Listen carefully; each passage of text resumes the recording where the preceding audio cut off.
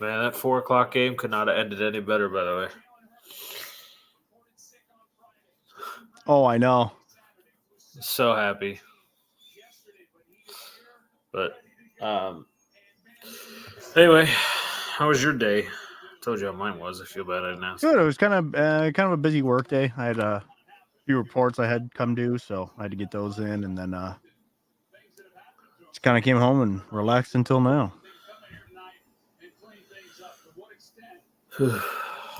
Tired as fuck. Ready for the holiday season? How crazy is work this time of year for you? Since you do a lot of your company. I don't know. It's more like planning ahead. Okay.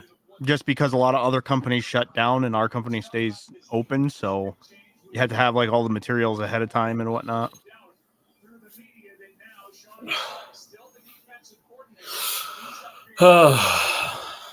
It's gonna be a long, cold week here. I'm pretty excited. It rained all day here. Hello. How are you two? I think that was yesterday for here. It poured all day here, but it cleared out. They're calling for potential snow flurries tonight, but I doubt it. Hi, Buggy. Hi, Darlene. I'm here. I'm tired. Yeah, I'm sick and I got a migraine and I'm fucking wiped. So I feel you, Boogie. But Jalen Squirts is playing today, so good chance for your for your Eagles to beat the Seahawks. So and take the NFC East back. Oh, because Tommy DeVito couldn't win a game yesterday. Oh man, that was rough. Yeah, we get to that game. I actually got something funny about it that I read today. But anything else in the sports world happened yet? I don't. No big names have been signed in base. Otani went, and then it got quiet. Yeah, well, really, the Dodgers signed what Glasnow. Oh yeah, that's what they traded for Glasnow. That's right, and then signed him. I mean, he's getting a lot of money, and he even said today, L.A. has a lot more money. Yeah, thank you. I don't know. I don't feel better, but I think it's just because I slept a lot today that I'm doing better. But so what is this playoff picture? So 7-7, 7-7, 6-8. Wait, the Vikings win? Yeah. The Vikings won on Saturday? Yes. Nick Mullins. No, he lost to Jake Browning. Oh, you're right. They did lose. I thought they were 6 I thought they were 7-6. I don't know. They were 7-6. Okay, that makes sense. That's right. All right. Yeah, for some reason I thought they were 6-7 as well.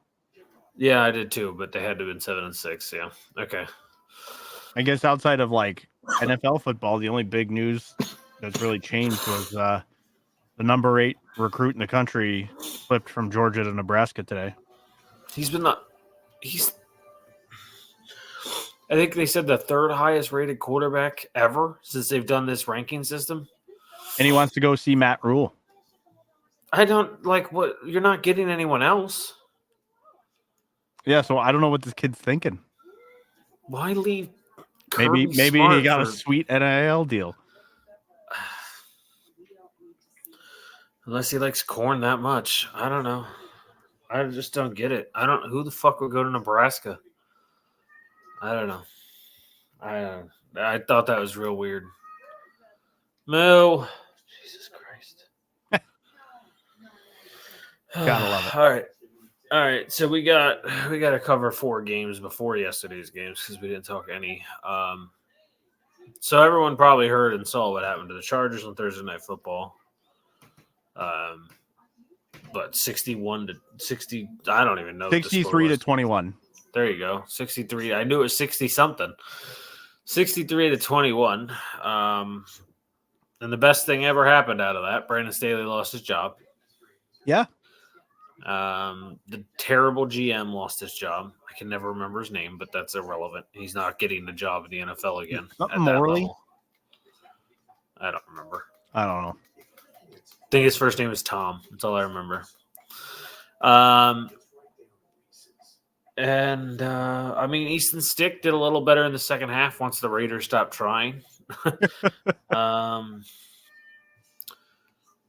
And that was probably the best I think I've seen that offense look all season for Las Vegas.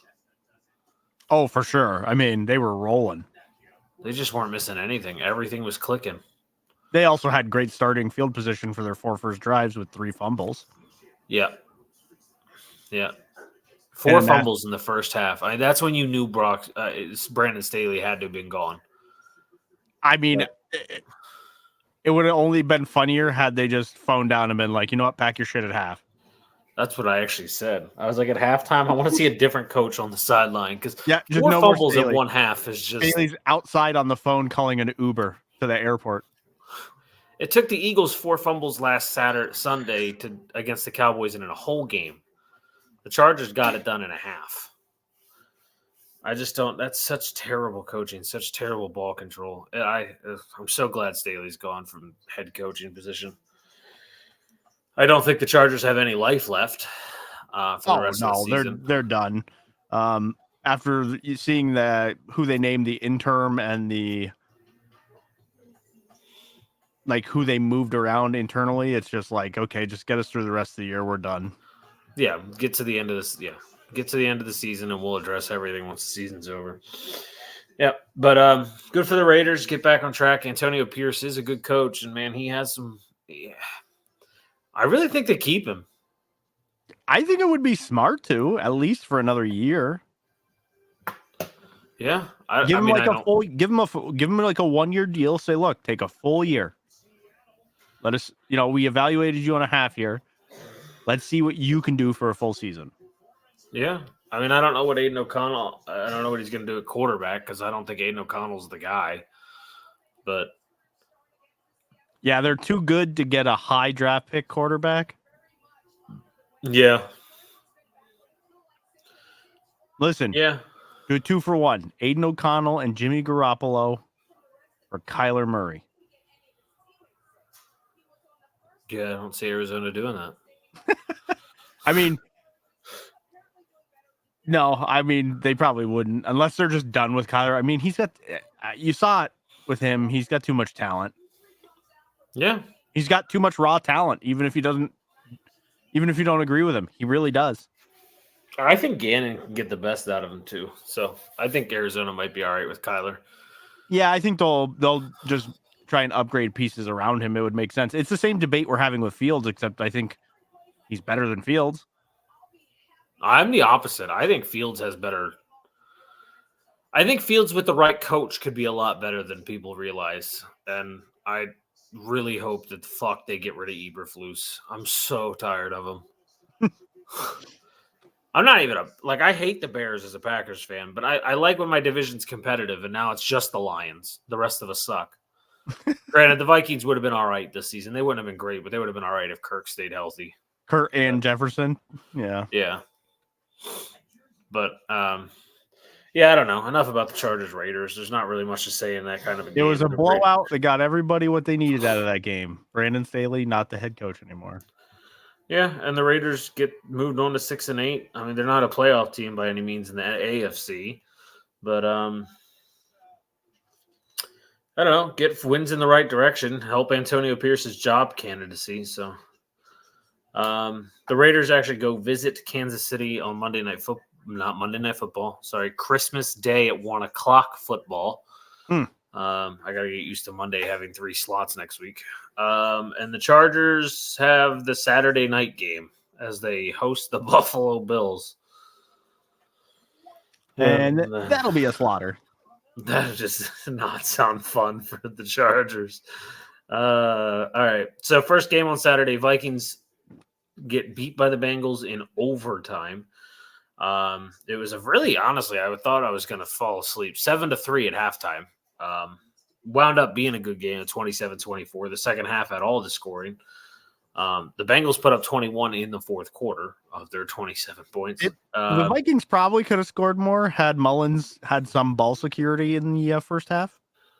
But yeah, I don't know. I'm not the biggest Mullins believer. I think he does look a little better than Dobbs, but Mullins makes some really dumb mistakes with throwing the ball.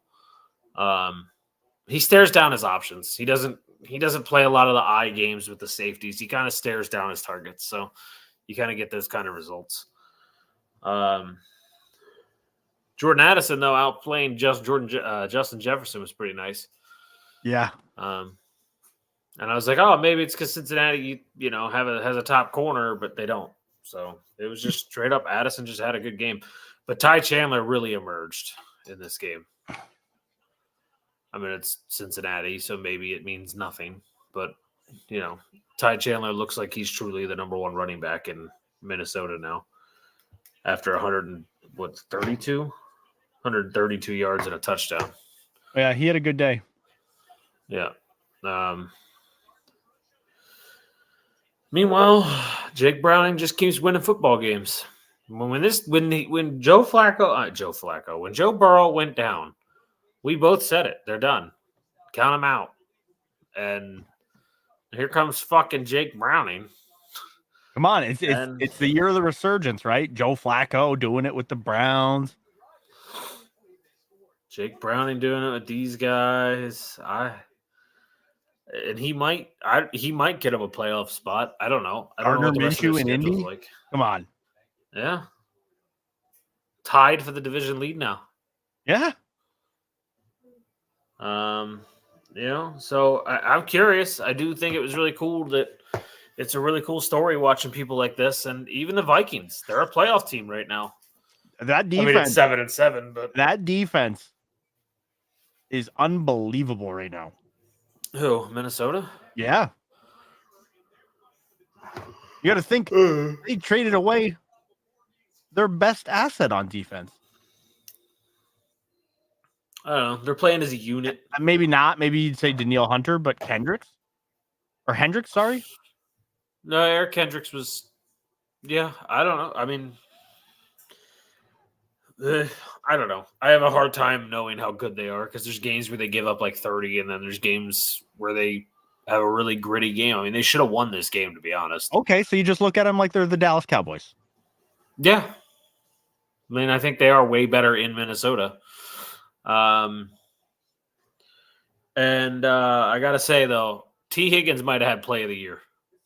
All that catch and then the turn. And then the one hand reaching back as he's falling. Oh, my God. Disgusting. He came out of the end zone to catch the ball over the defender and then had the body control to still spin back into the end zone. Like, that was filthy.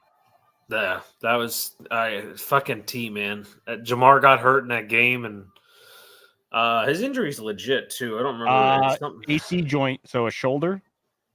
Yeah, that's it. Yep. So they said they consider it a separated shoulder, but it could be an AC, what's also called an AC joint injury. Yeah, he's day to day, so you never know. I mean, he could play next week. They play the Steelers next week, so he might not be needed. Listen, Dalvin Cook did it before. He'd separate his shoulder to be back the next week. Yeah, but receivers got to go up and get that ball. I know.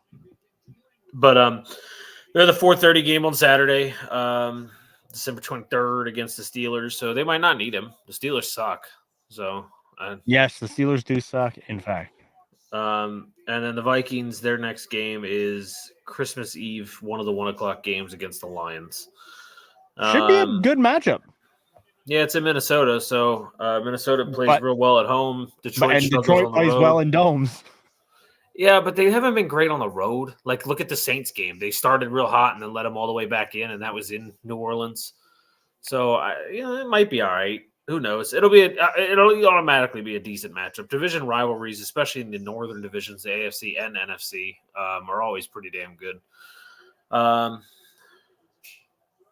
Our next one is this Saturday midday game. Steelers lose to the Colts 30-13. The Steelers went up 13-0, and that was all they did. It's the nicest way to put it. There was a defensive turnover and then a blocked punt, right? I think they blocked the punt and recovered it on the one. Yep. Yeah. And then literally did nothing. Yeah. Jalen Warren and Najee Harris both did nothing. George Pickens really didn't do much. I think the only person who had a good day was Deontay Johnson. Yeah, 4 catches, 62 yards, and a tutty. And in the end, Mason Rudolph came in, right? Did Philly listen to us? They said they got to make Jalen start running the ball more, and the first play of the game is a quarterback draw. Oh shit! But yeah, no. Mason Rudolph did come in for the final drive of the game. Was 2 and for he's 3 starting this game against it. Okay, well, the Bengals have plenty of experience against Mason Rudolph, so they should handle that pretty well. But this could be a very high scoring game because of how bad Cincinnati's defense has been. So. Yeah, which is surprising because they started out the year well. Yeah, it's Cam Taylor-Britt. Until Cam Taylor-Britt gets back, that secondary is going to be trashed because they have Cam Taylor-Britt's a true number one. He's played like it all season before he got hurt. But then once he got down, you realize that they have pretty much number 3 corners all playing number 1 and 2 now behind him. So yeah, and Pittsburgh won't have either of their starting safeties. I'll say nothing.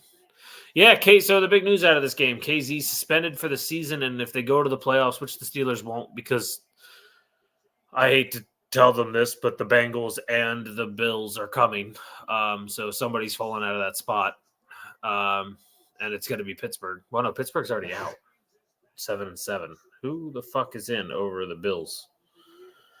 The wild card teams right now are the Colts, Bengals, and Browns. Yeah, makes sense.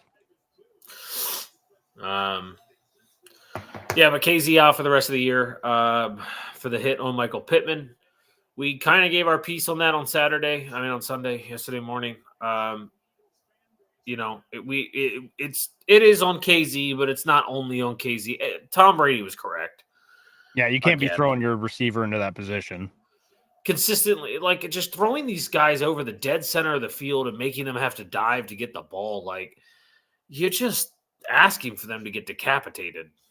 I mean, Tom Brady said it today, and I agree. Like you have to protect your receiver. You have to help with that.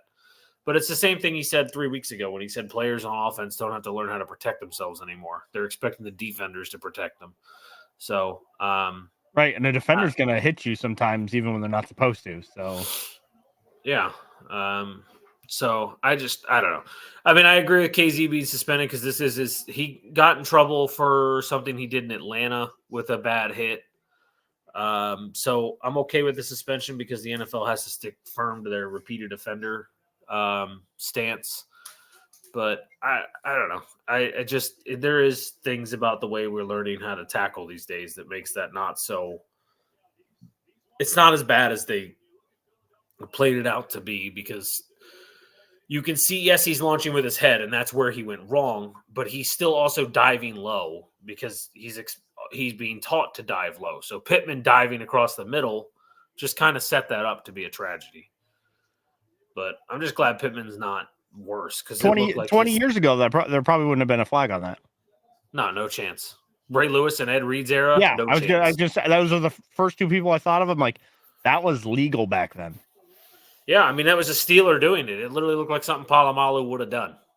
Yeah. Separate you from the ball. But anyway, Pittsburgh, like I said, gets Cincinnati on Saturday. Cincinnati gets back-to-back Saturday games.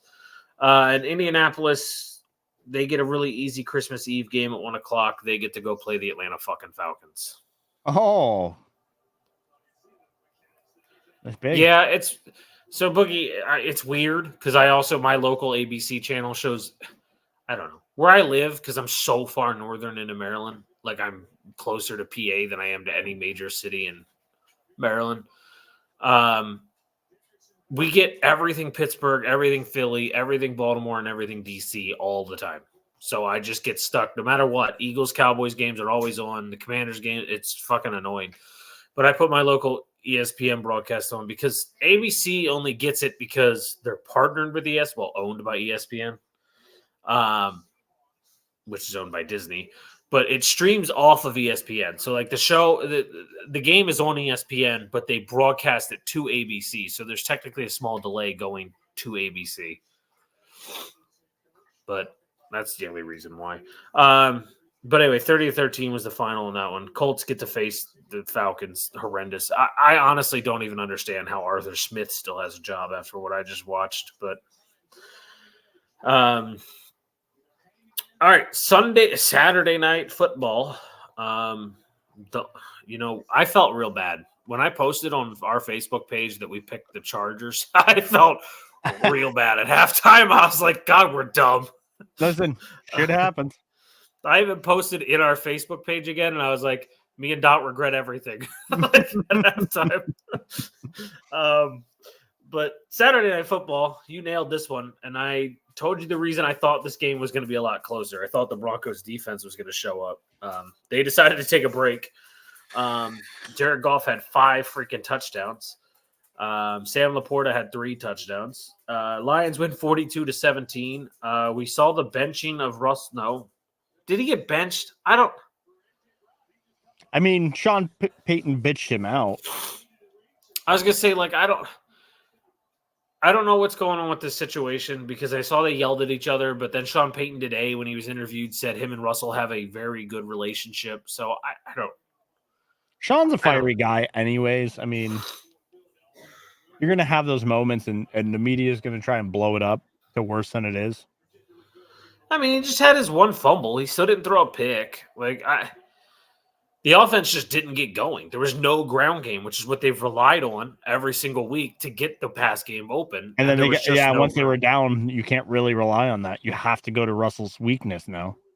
Yeah. And, I don't know. They also just don't have an actual three-man receiving core, which kind of hurts. It's literally Judy, who's very inconsistent and got hurt in this game, and then Sutton, who's been the only shining light on that offense at wide receiver. So I don't know. I'm not worried for Denver because I don't think anyone really expected they were going to be a playoff team. They're definitely not a playoff team. I thought maybe if you guys yesterday win that game, the Patriots win that game, there was still a shot they could win the AFC West because that would only put them a game behind Kansas City, but that didn't happen. So I think Denver can relax. I think they'll figure it out in the offseason. Give Sean Payton a full another offseason. See what they come out with next year. I don't know. I'm not. I don't know if Russell even plays next year for them. Yeah, I don't know. That contract's so disgusting, but there's maybe a taker for Russell Wilson out there. There's also talk coming out of sources in Denver that say they'd be willing to eat some of his money because they've figured out how to do it. Yeah. I mean, if they cut him, there's teams that will sign him. He's definitely still a veteran you want on a roster. Honestly, I honestly think Seattle could be open to having him come back and have him compete with Geno. That would be hilarious. They're like, we tried to let you cook, but turns out you're just a dishwasher, Because I don't know, you give him back to Pete Carroll and that offense that he already knows. You give him Metcalf and Jigba and Lockett. You got Walker and Charbonnet. You got solid defensive pieces. Your defense is only going to get better. I'm assuming they're just going to keep drafting defensive linemen for the next couple of years because their secondary is built well. They just don't have any help up front. Yeah. And I mean, they might need to address linebacker. Not that Jordan Brooks isn't a hell of a great middle linebacker, but Bobby Wagner has to retire sometime. One would think, but with, modern medicine. I keep waiting. I'm like, dude, how are you still? And he's an elite linebacker still. I'm like, How is that possible? It's wild that guys play as long as they do now. Especially in a position like his where you're delivering hits every week, like big hits. But he's so good. Before we move on from this game, I remember a certain 2 guys from this podcast who kind of had some weird feelings about the Detroit players drafted in the draft last year. And let's just call a spade and say we sucked out on that too, because their draft picks have been phenomenal. Jahmyr Gibbs, yes. Jack Campbell's still very struggling. He has games where he looks phenomenal, and then he has games like this week where he didn't do anything. But that trade back also netted him Sam Laporta. Oh, I didn't realize that.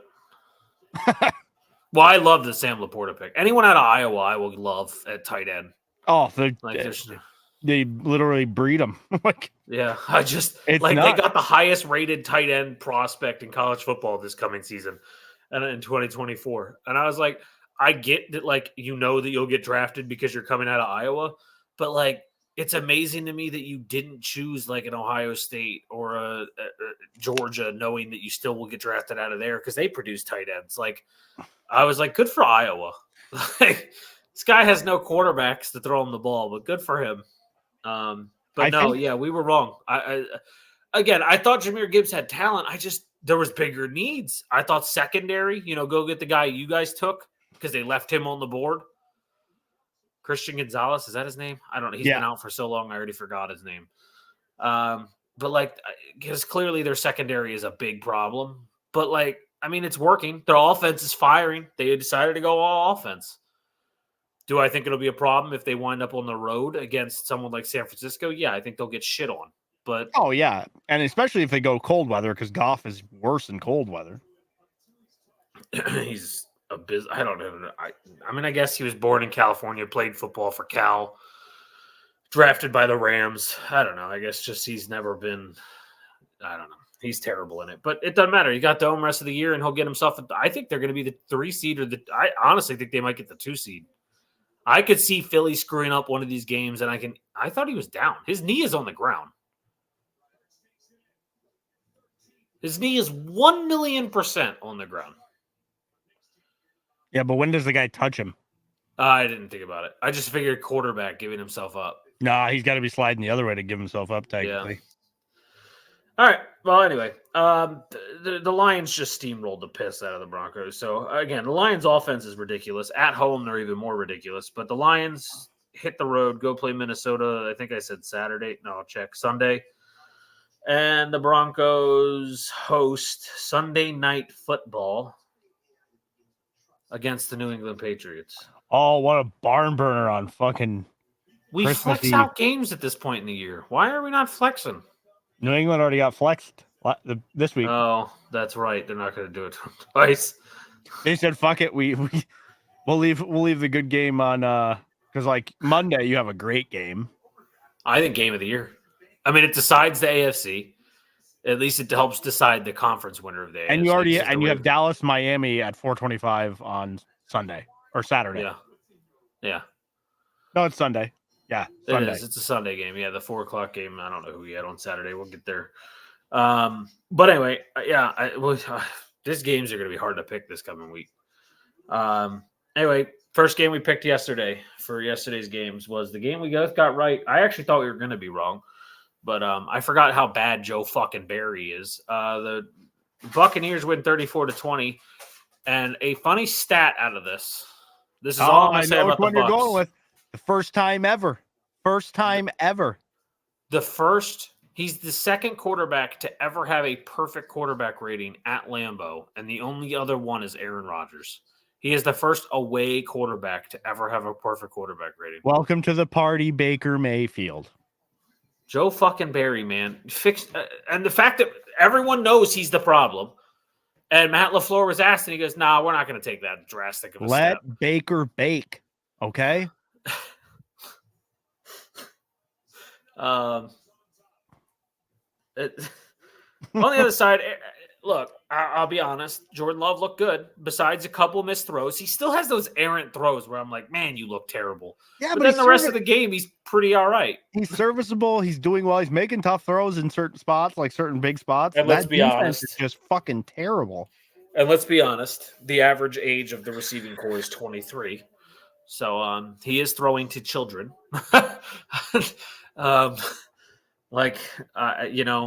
Wicks was the leading receiver. It's a rookie. Tucker Kraft was second. That's a rookie. Jaden Reed was third. That's a rookie. Come on. Listen, they got room to grow.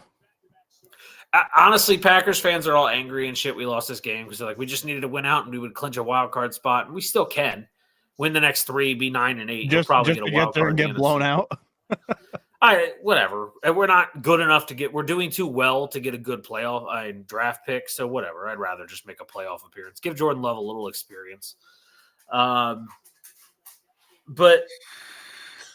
like all these Packers fans are so mad. And I'm like, I don't know if Jordan's our guy of the future, but another year won't hurt. We'll find out in another year. He's still got a year left on the contract, so let's just find out. Yeah. Let him develop with these receivers. Like, that's the biggest thing is our offense just needs to get some veteran. We just need to get some experience on the offense, and the defense needs to replace Joe Barry. I've seen a lot of Packers fans saying, "Oh, we're going to go get Bill Belichick as our defensive coordinator." No, you're not. You know how much you'd have to pay him? Yeah, no, you're not. Like, no. If anything, I think Al Harris is about to be our defensive coordinator because there's a lot of people saying that he's already receiving, or the Cowboys have already received interest about him last year to come over as defensive coordinators, but he turned down all job interviews because he liked to be the defensive backs coach for another year. You know what? If we need a new DC, he's a Packer legend, whatever. I'd take him, take a year risk on him. I don't care. It's better than whatever Joe Barry's doing. We just saw what Baker did. And it wasn't like the weather was perfect. It was cold. It was wet. I just don't get it. Rashad White also had a great game. So it's not like we just said, oh, we'll stop the run. We didn't do that either. I think that's one of their big problems is the run, the people being able to run so freely on them. Yep. Because that used to not be the case with Green Bay. Like, you used to not be able to run the ball on them. Yeah, well, we used to have B.J. Raji, A.J. Hawk, Clay Matthews, Used to have a good up front, but that's gone. We now have literal morons playing linebacker, defensive tackle, like Quay Walker and T.J. Slayton. Starters who you don't know if they're ever coming back to play again.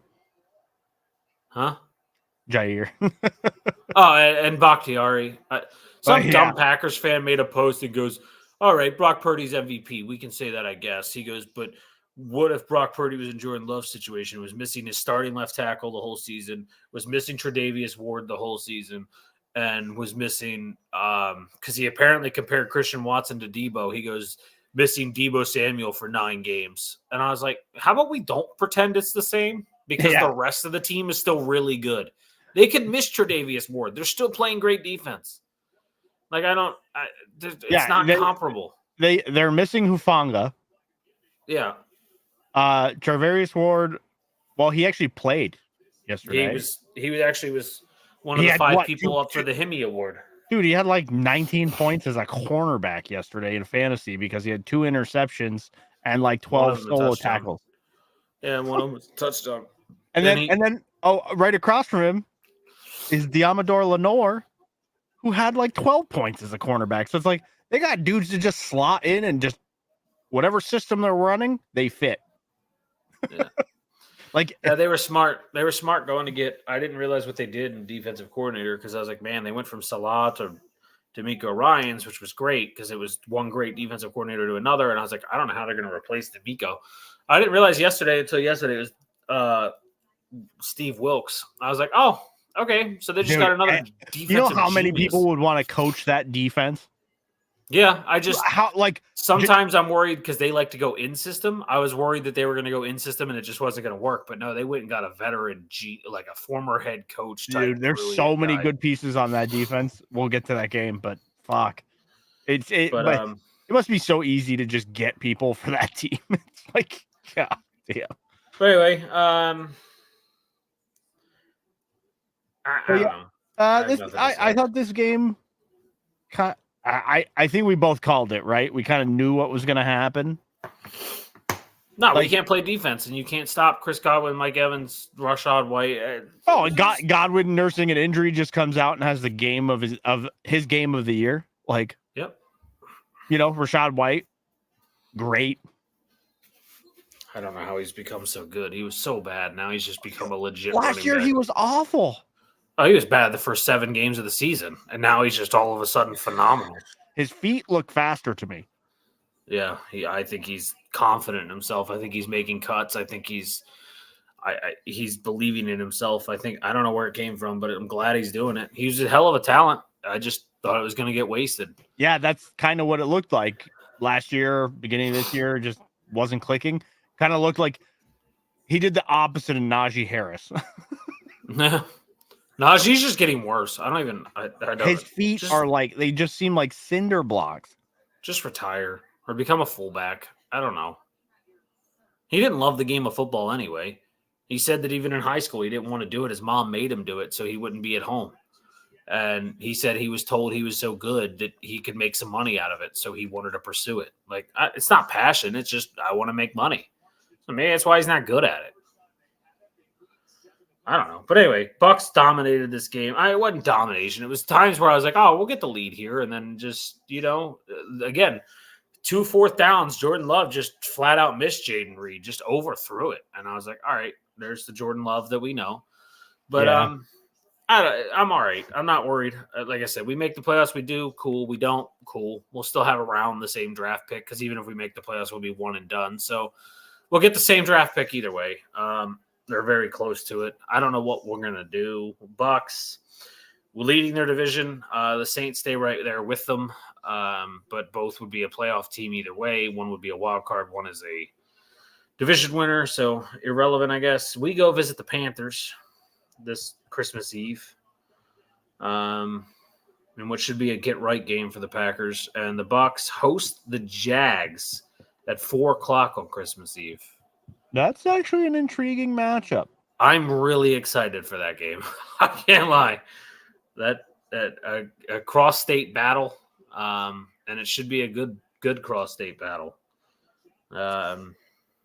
Listen, all I can say about Green Bay at Carolina's amped up now. They're just coming off a big win. If they take another one off you, I'm not going to be sorry that the Patriots end up with the first pick in the draft.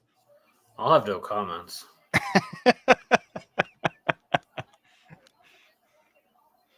Oh, that would be so bad. All right. So to the next game we called. Saints beat the New York Giants. Wow, were we wrong on this 24-6. one? Yeah, the gabagool wasn't flowing, was it? I think he might have been a little upset at his agent. For showing up in a green jacket? I don't know what you mean. Nah, his agent. He was supposed to go to some pizzeria today and do like a. Oh, that's kind of shit, to be honest. He raised the price $10,000 on a little doubled tiny it from family 10 grand restaurant. to 20 grand for like a mom and pop shop. Yeah, I was like, come on, man. You agreed to a price, do it. Like, I don't, but yeah, that got canceled because of that. But now the Giants just, Darren Waller gets back into the offense and they just sputtered. The Saints defense showed up on Saquon, shut him down entirely, and Danny DeVito couldn't win the game without it. But I will say there's a very big glaring problem in New York. And I know people are like, well, they don't have receivers and blah, blah. He's played 5 games as the starter, or 6 games as the starter. He's the 5th most sacked quarterback in the NFL this season already. Yeah. He's been sacked 35 times. That offensive line is literally just a turntile to fucking go get him. I don't understand. They've spent first-round picks 3 consecutive years on this offensive line, and yet they're still terrible. Mm-hmm. I don't get it. But Tommy DeVito keeps his job. He didn't look bad in this game. They couldn't run. The Giants can only win the game when they run the game ball. The only bad thing I saw, the real bad thing I saw out of DeVito was his acting skills. That was a little dramatic, if you will. Yeah. I actually get to talk about an actor or an acting skills later. But the Saints, though, look, Derek Carr had his first great game of the season. This is what they thought they were getting when they paid him. They thought they were going to get this all. It was after all the media turmoil, right? Like, oh, his offensive line and him are fighting. You know, it's again. I love the media because they do blow things out of proportion. It's like, first off, these dudes are all competitors. Of course, tempers are going to flare. You see it in every game. Dudes get in each other's faces. They talk shit. It's every single guy on the roster is competing. Yep. It doesn't matter if you're on the same team or not. You're still competing because your job is in jeopardy week to week. Yeah. So, you're going to get a little frustrated when you fucking lose games you're supposed to win. I don't know if you were an athlete too. I hated losing more than I enjoyed winning. No, I 100% agree. You just fucking hate losing. No, because I honestly, I don't remember, like to this day, I could not tell you a great win, but I can tell you a couple of my real bad losses. Oh, they live with you. They haunt you. But that's losing sucks. And it's because you'll always look back at what could have been done to prevent it. As to when you win, it's like we had a game plan, we executed it, it's done. Yeah. Losing is when like a train wreck happens, and that's why it lives in your mind, is because it's horrific. There were so many things that could have been done to change the outcome, and we didn't do them. Yeah, no, 100% agree. Okay? Russell Wilson could be irrelevant after this year. What are people going to remember him for? Throwing the ball to Malcolm Butler. Exactly. That's the shit that I'm talking about, and that's on the biggest stage. You know, that's the shit that haunts you forever. Because he wins that Super Bowl, it's 2 for him. He's in the Hall of Fame easy. He might not get there now. He might not. He's top 10 in a lot of categories, passing wise, including touchdown interception ratio, right? Passer rating, and that would have cemented it, though. You know what I mean? Yeah, 100%. I mean, winning a Super Bowl his second year. I hope he gets in. He's a Wisconsin Badger. I always root for him. But here's the thing. Here's what I always say: Hall of Fame now can't be the Hall of Good because it's getting packed, right? Well, that's the thing about doing one every year, right? Like adding people every single year, it's just going to keep growing, right? And there's not a player every 5 years. Like there's just not someone to add every year because, like you said, it should be. I agree with how you put it. Can you tell the story of the NFL without these people? And we're getting to the point where just like, oh, you had a really impactful career. You can go in. And I was actually talking to my buddy about this. Harrison Smith. He's the one in the NFL right now. I'm like, are you a Hall of Famer? You're one of the best safeties of our generation. But you also have never won anything big because you're on the Vikings your entire career. Mm-hmm. You just statistically put up great tackle numbers and you're great for the defensive play calling. But realistically, are you a Hall of Famer? Because, yes, you're one of the best of this generation of safeties, but the game of football can be told without Harrison Smith. So, but again, I think he's one of those guys that might get in. Well, here's a great one, right? And I think this kind of puts a spotlight on exactly what I talk about. Can you tell the story of the NFL? Because, like, in Russell's case, yes, he has a Super Bowl. So, like, I guess anybody who wins a Super Bowl you could include. I wouldn't do it that way because guys have won Super Bowls at quarterback that had no business winning. And winning's not just a quarterback stat. I love that people always say prime example, Josh Allen last night, 7 completions. He didn't lose them the game. So that was why they won. One of my favorite questions that comes up is a guy who's up for the class of 2024. I'm trying to pull that up right now. Devin Hester. I think you put him in. I'm trying to find the list. 25 semi, right? There you go. I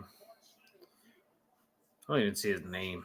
So Eric Allen, Jared Allen, Willie Anderson, Tiki Barber, Anquan Bolden, Jerry Evans, London Fletcher, Dwight Freeney, Antonio Gates, Eddie George, James Harrison, Rodney Harrison, Devin Hester, Torrey Holt, Andre Johnson, Robert Mathis, Julius Peppers, Steve Smith Sr., Fred Taylor, Hines Ward, Ricky Waters, Reggie Wayne, Vince Wilfork, Patrick Willis, and Darren Woodson. So a lot of them aren't first year eligibility. So that's why I was like, hold on a minute. How are you getting all these names? So it took me a minute. Devin Hester, I believe, should be in because you can't tell the game of football. The kick returning game is different because of him. And they literally changed rules. So I look, I don't remember all of them because there's a couple I might forget that should be in. Antonio Gates is in. There's Antonio not even a- Gates is in. Andre Johnson. I don't know. I Vince Wilfork. probably, maybe. I think. Statistically, he wasn't actually that great. He just kind of was entertaining to watch. Yeah, I think he's on the fence, right? Guy like James Harrison. Again, he's so fringe. I'm like, yes, but no. That was my glasses. Thanks. Tiki Barber. Like it's hard because you have to put him against. Tiki and Torrey Holt, unfortunately, have been up for a while now. That's what I mean. Like you got to take Tiki Barber and put him against all the other running backs, and it's like, I don't think so. It aggravates me. Like people like Jared Allen, I've always thought should be in, but I thought Jared Allen would be in too, but he just keeps kind of. I get why he's not. He had a shorter career, so his sack numbers aren't as high as people want them to be. But like for the amount of time he played, he was. I mean, for like 5 years, he was the number one pass rusher in the NFL. Yeah, like Steve Smith Sr., Reggie Wayne. Steve Smith Sr. is in for sure. I think so too. I think he was just too good. Yeah. But granted, this is his second year on the ballot, and I don't know how. I truly think he's one of the best receivers. I'd put him top 20 to 15 of all time.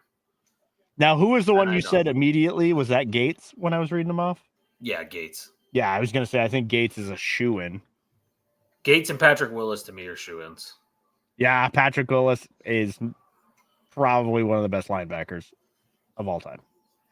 But everyone else is just so edge. I don't know. 5 people or 4 people are going to get in because they do it every time. I just don't know who.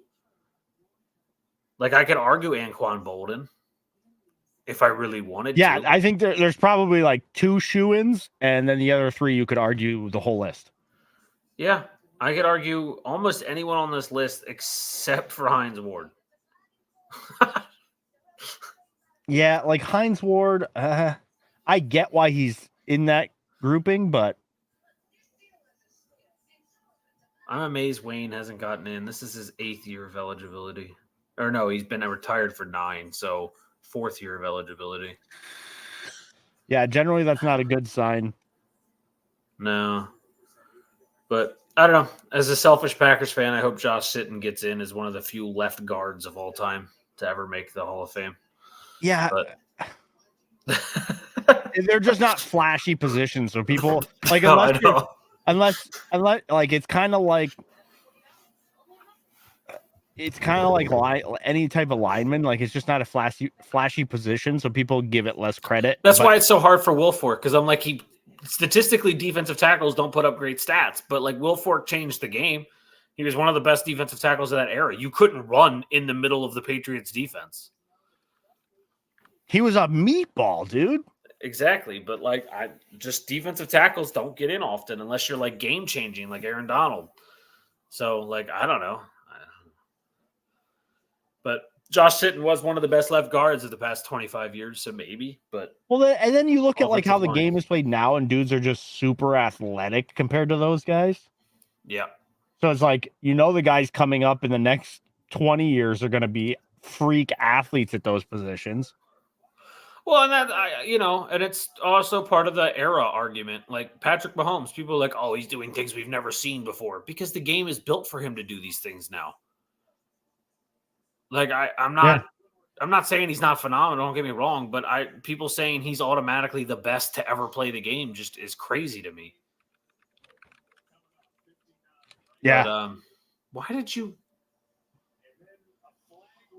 But then you get somebody, you get like the Trent Williams of the world, and you're like, oh well.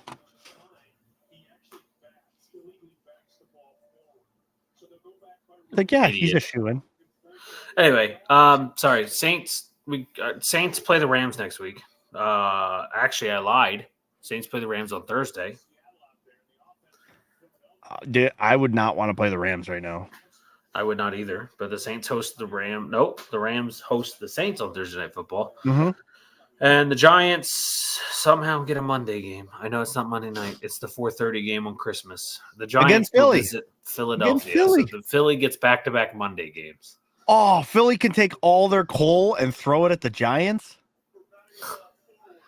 Are they going to boo Santa Claus again? Yeah, that's It's a Philly in Philly. tradition. That's a Philly tradition. God, I hope it doesn't snow. They're going to throw snowballs at players on the sideline. But just think about it. They're going to boo Santa Claus, and because of that, the NFL gave us Baltimore at San Francisco later that night. Yeah. You're kind of dating yourself. We weren't alive in 65. Jesus, Boogie, were you born in 42? Is that why that number's there? I just figured you're like a Jackie Robinson fan or something, but hold on a minute. Or a Mariano Rivera fan. I don't That's when the batteries were out.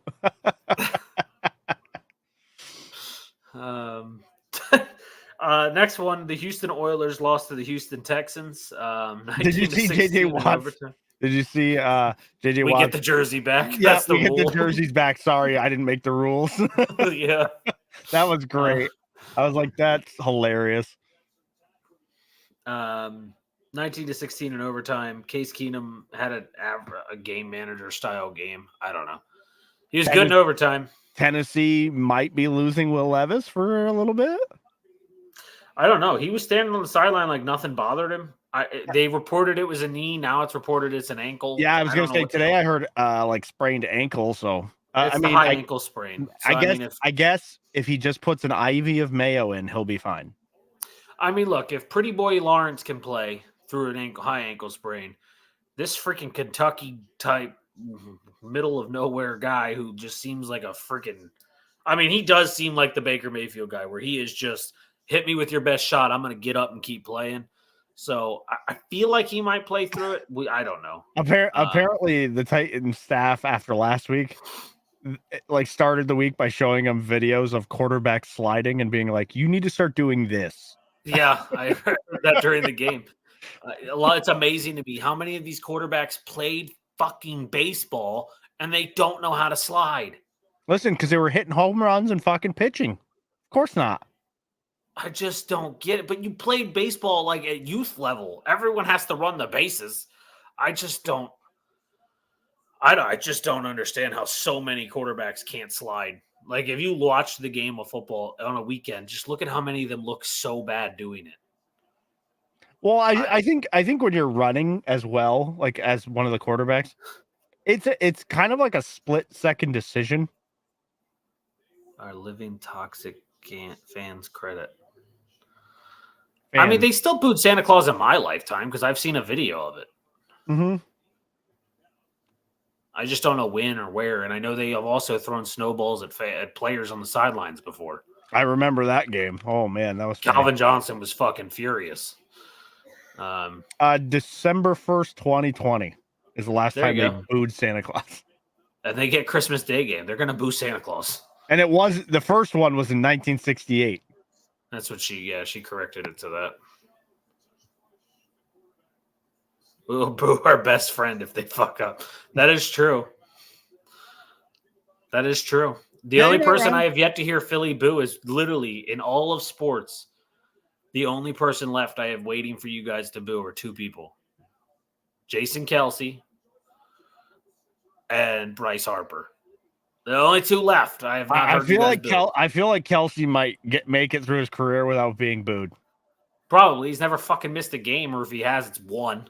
I mean, weren't we just talking about? Didn't they put out trash cans with like their secondary players' names on them? Slay, Darius Slay and James Bradbury's names on them. Slay's not. I don't think Slay's playing tonight, is he? They're better off without him. I think he was on the inactives list that we saw. He holds a lot, so DK Metcalf would just freaking cause so many holds just because of how physical he is. Pretty sure Harper's been booed. Probably, but I don't know because I try not to watch Philly baseball. But I know he's also a very emotional human being, so I knew if he got booed, I feel like I would hear him whine about it. So I just assumed he hadn't. But I don't know. But I mean, they're never going to boo Kelce. Kelce could murder their fucking families, and I don't think he'd get booed. He's been so good, and he's kind of like one of those dudes that everybody can relate to. I don't know if they've booed Fletcher Cox either, now that I think about it.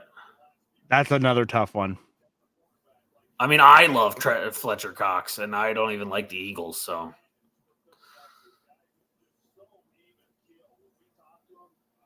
Yeah, Fletcher Cox is kind of like one of those dudes. Like, he's still playing, and then he's good. I can't believe he's still playing.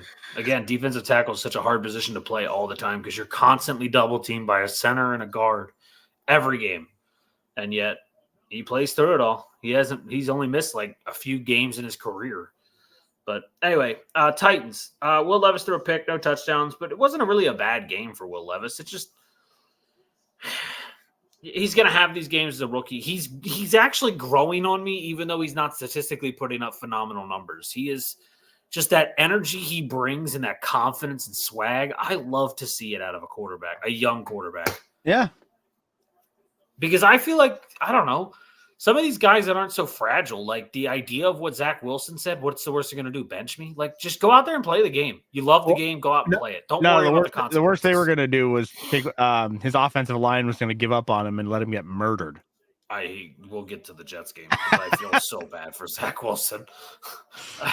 I think Mekhi Becton might have heard him say something horrible and was like, you know what? That guy's getting peppered tonight. I'm done. Texans, Devin Singletary, man. He is the deal. And you know, it's amazing because he just kind of broke out again, right? Like, and it's so funny because like I clicked on Dameon Pierce because I saw he only had 1 carry for 3 yards, and I was like, maybe he got hurt. And I just clicked on him, and it says Dameon Pierce disappears from game plan. And I was like, oh, okay, no, Singletary's that good. I don't. And didn't Buffalo have him at one time? Yeah, this is the first year out of Buffalo. Yeah, it's like, okay, so somebody wasn't using him right. Well, clearly the offensive coordinator that left, Ken Dorsey, doesn't like running backs because look at James Cook now that he's gone. Yeah, that's insane. So you're probably right. And look at Zach Moss now that he's no longer around Ken Dorsey. Like, it's just apparently Ken Dorsey's real bad for running backs. But I don't know. Good game for Houston to get right. Titans actually get eliminated from the playoffs. All right, that was a flag on Dak yesterday. You got to protect Jalen if you're going to protect Dak. Anyway, Titans get eliminated from the playoffs with this loss. The Texans moved to 8-6, tied with the Colts and the Titans' Jags. elimination has King Henry debating on if he wants to stay in Tennessee. Oh, you actually reminded me of something. Thank you. First time in NFL history. No need to comment, but I was at the game in 20. Booing Santa is now just a stick in Philly. I mean, I'm all for it. You know, if you guys are going to be if you guys are going to be if you're going to be Philly fans, you got to live up to the hype, right? If you're going to be the villains of sports, you got to be the villains of sports. I mean, I give them shit for it, but hey, you guys own what you do. You don't ever waver. I mean, look at soccer hooligans, right? Like, they do what they need. Yeah. I mean, I've only been to 2 hockey games at the pro level in my life. And one of them was a Flyers game in DC. And I hated every single fucking Philly fan around me. And that means you guys are doing a good job. Bro, one of the first games I went to, because I go to Boston, I get the Kings tickets there. Yeah.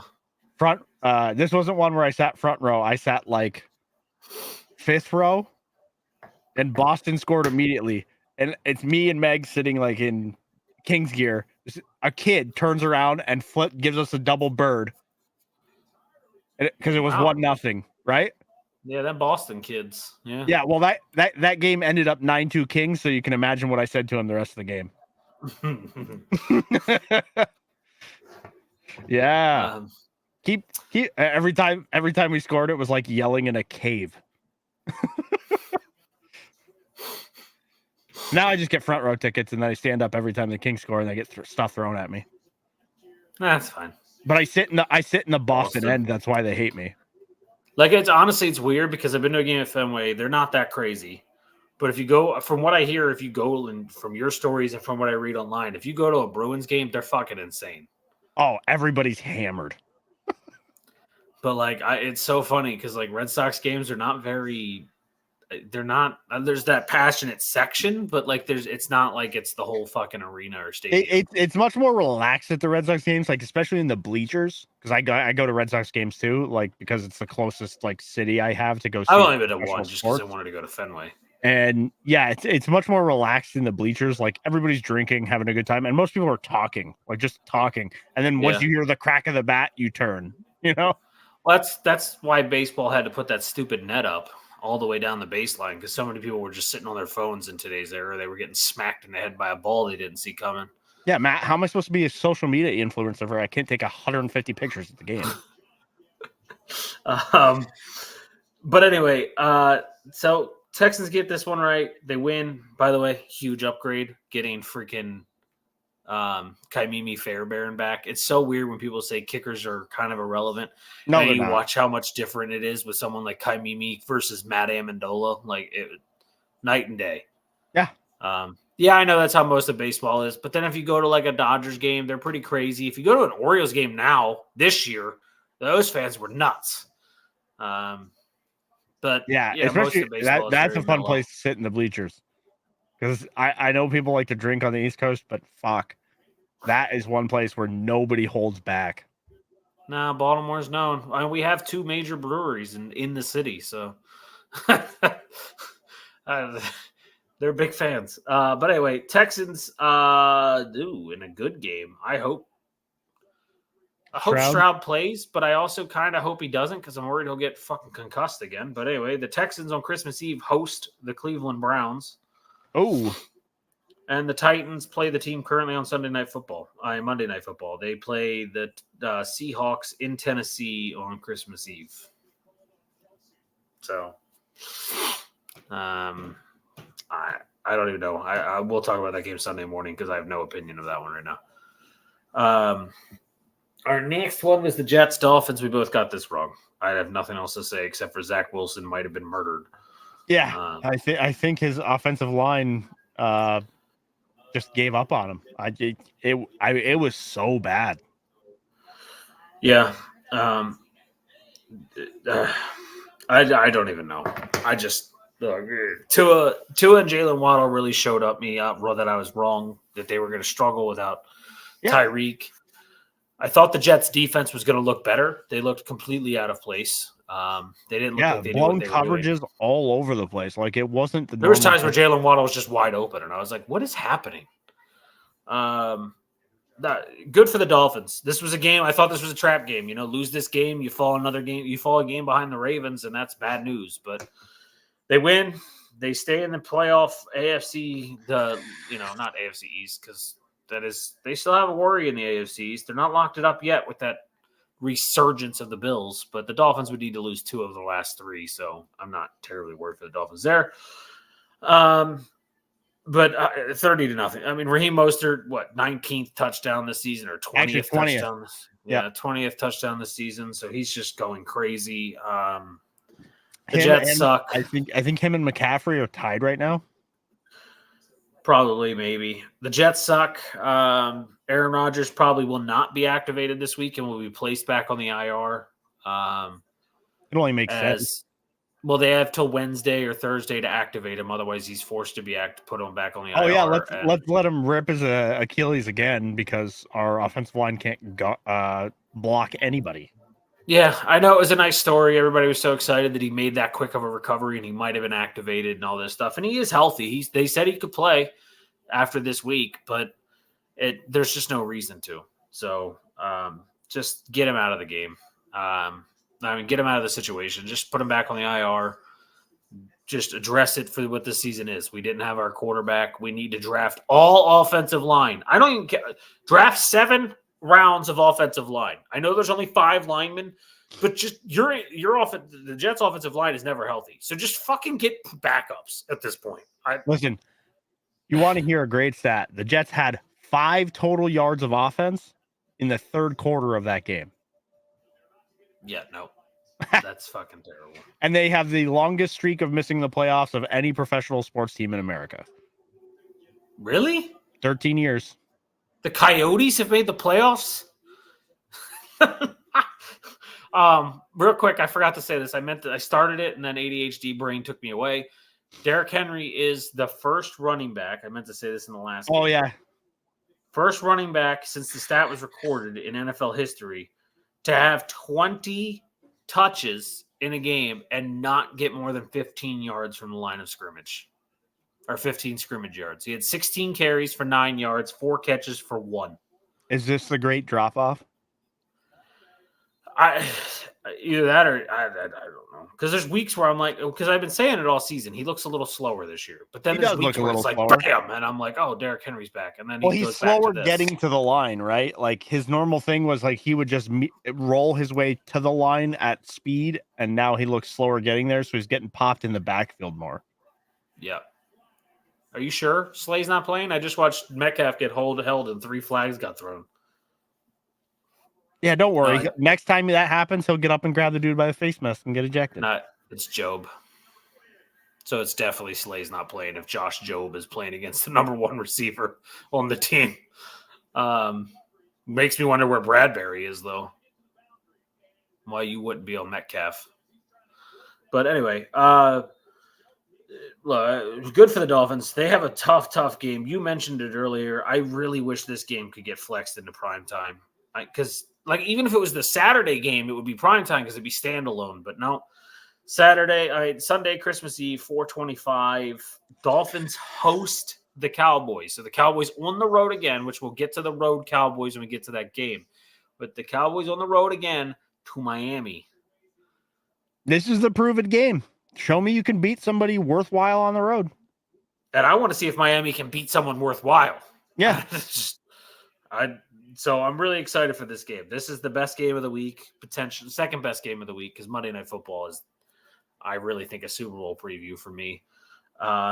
If it's not the Super Bowl preview, it's pretty damn close, right? I think one of those two teams is there. I agree. I heard today that the Ravens are only allowing 4.3 yards per play or something like that, which is the lowest in 20 years. And the only other 2 teams to ever do that are the 2000 Ravens and the 06 Steelers, who both won Super Bowls. And San Francisco has the most NFL yards per play at 6.7 in the NFL. Yeah. So this will be interesting. You're talking a pretty good matchup here. But anyway, Dolphins, that game has nothing left to talk about. Jets play somebody bad. Commanders. They host the Commanders. Oh, what a barn burner. And a game that I really don't want to watch. Thank God it's at 1 o'clock and there's other games. Yeah. Red Zone's going to be boring when it comes to that one. Speaking of Commanders, that was the next game. Commanders-Rams, 28-20.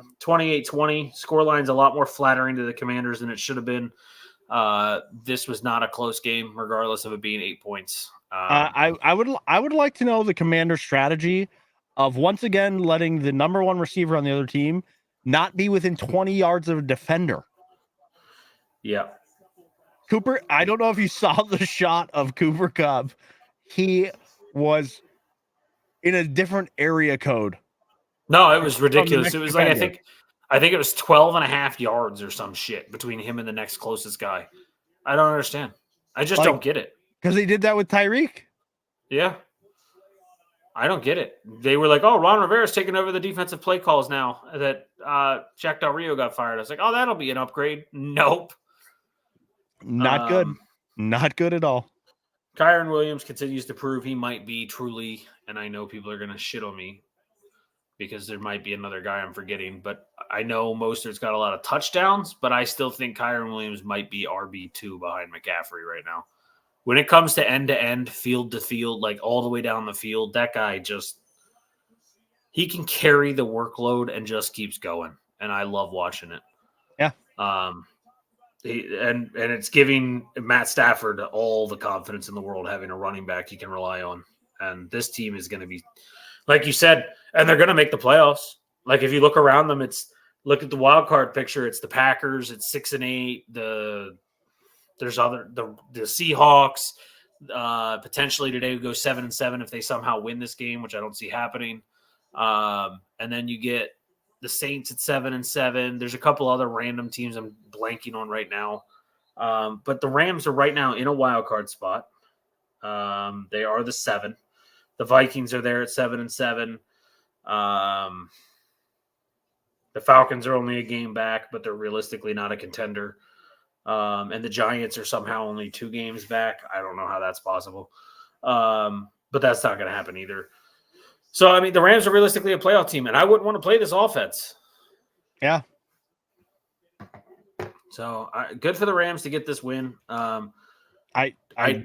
really would not want to be any team that sees them in the playoffs because if they come in as the 7, they would play like a 3, right? They play the 2. The 1 gets the bye. Oh, that's right. 2 gets 7, 3 gets 6, 4 gets 5. Either way, so, the 2 or the 3. So they would play. They would potentially go to Philly. God, that would be. Oh, that's a good. Like again, just I wouldn't want to play them. They're just they are hot at the right time. Nah, I agree. Hi, Kiwi. Hi, Kiwi. No, I wouldn't want to play him either. Anyway, the Commanders benched Sam Howell.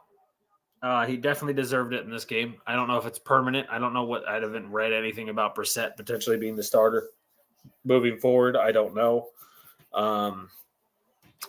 But I did find it interesting that Seahawks game is on TV.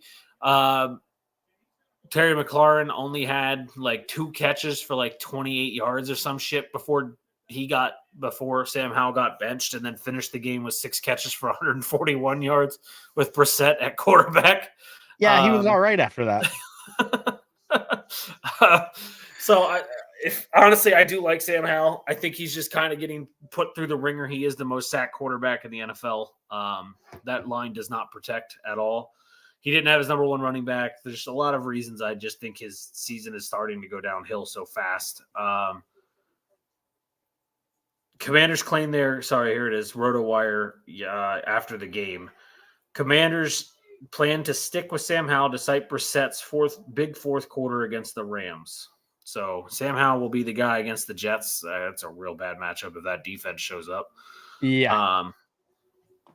And then the Rams, like I said, Thursday Night Football host the Saints. I think we feel the same way, but we'll make our picks because we got to pick Saturday games, which, again, I'll tentatively pick, but then text you updates through the week because you never know.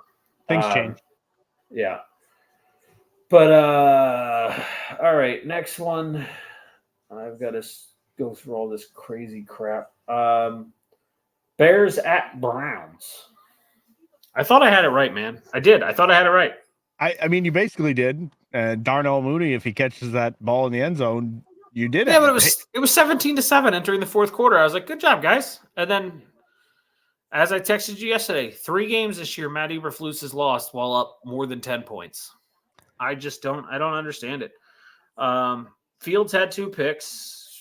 Joe Flacco had a trio of picks. Yeah, it was a turnover happy game for sure. It was wet and gross, and I get it. And the Bears defense has stepped it up. The Browns defense is obviously the Browns defense. So, yeah, and as you said, Myles Garrett loves to get after Justin Fields. Montez Sweat, by the way, Montez Sweat now is the leading sacker on the Commanders still on to this day in one season, and now the Bears. Yeah, so that's interesting.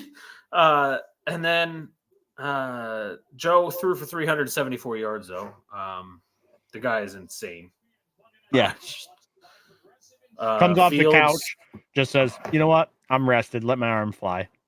Fields didn't seem to be able to run the ball in this game very well. He had 1 good run, but then after that mellowed out pretty fast. Didn't throw the ball great. But Darnell Mooney had not just the game-winning play drop. He also had 2 drops in the middle of the field during the game. Darnell left the game with 3 drops. But after the game is my interesting point for this one.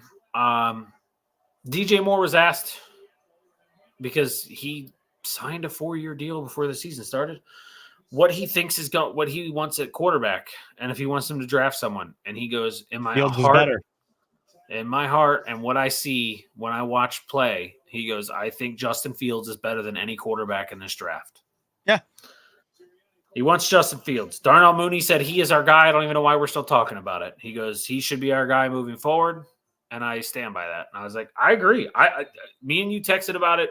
We've talked about it a lot on this show because he is an exciting athlete who can change the aspect of a game very quickly. He could be like Lamar if he can just work on his throws a little bit, stop taking so long to throw the ball. There's little tiny things that a good offensive coach should be able to fix. Eberflus hasn't. There's things about Fields that I think could really become MVP level quarterback. He just needs to get a little bit of help tweaking some elements of his game. So I think the Bears would be stupid to let him leave. Trade that number 1 pick Carolina's back and get a ransom for it. Yep. But anyway, Cleveland wins this game in overtime. They stay where they're at in the playoff race. Top AFC wild card, if I remember correctly. Good for them somehow at 9-5. That's crazy. So much better without Deshaun Watson. And then think they don't even have their starting running back who's a stud. Imagine if Nick Chubb was healthy. I would hate to play that team as well. I don't want to play this team anyway. That defense is too angry. I don't want to play it. But good game. I thought it was really good for what we saw of the teams. I like defensive battles, so I was really excited by this one. Trying to go through these. Chiefs Patriots. It was a game for a little while. Yeah, oddly, but I mean, you see that with the Chiefs more and more recently. Yeah, there was a phantom holding call on the defense that wound up being a really big play decision. I mean, a really big change in the game because Jabril Peppers had the interception and would have been a big. I mean, that was when you guys were only down 7. Who knows what would have happened? But you can't blame just the refs, so I'm not going to, even though Mahomes loves to. But I you know what? My favorite thing about this game is we actually get to see Rashee Rice is really becoming something good for this team.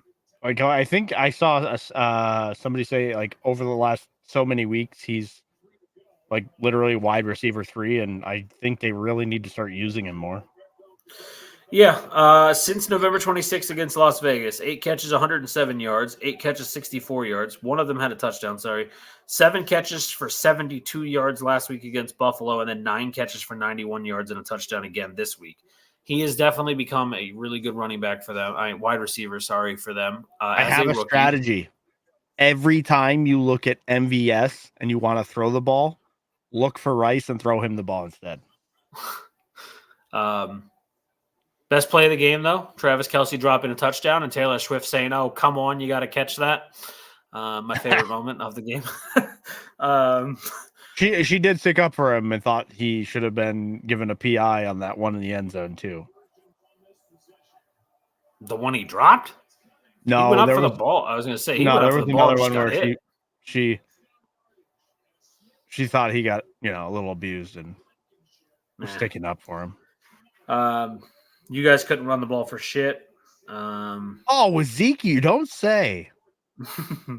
Kevin Harris has been put back on the practice squad this morning, which is shocking, to be honest. 4 for 25 with a touchdown. I thought he was all right for very little carries. But Hunter Henry seems to be the only guy Bailey Zappi trusts, which, honestly, with how bad your receivers are, who else would you trust? I mean, I probably wouldn't even trust Henry, but him and Gesicki are like the only 2 guys I'm like, they're okay. Yeah. But the Chiefs continue their easy end of season schedule. I know, right? Like, they just have a cakewalk the rest of the year. Yeah, and they go play the Raiders. And you guys, as I said on Sunday night football on Christmas Eve, go visit Denver. That'd be cool if it was a snow game on Christmas Eve. Yeah, I don't know what to think of that game right now. I mean, I think Denver wins it, but yeah, I don't know. I don't know. Not a clue. All right. Niners, Cardinals. What's the next? Nope, I lied. Falcons, Panthers. That's the next one. Game of the day. Oh, Jesus Christ. You know, when I thought 3-0 last week, I was like, all right, we'll get some offense going towards the end of the season. Offenses are all clicking. Nope, it's 9-7. That's Eddie tough. Pinheiro. That's tough to do, honestly. Yeah, Eddie Pinheiro with 3 field goals and Cordell Patterson being the only touchdown for the game and for the Falcons.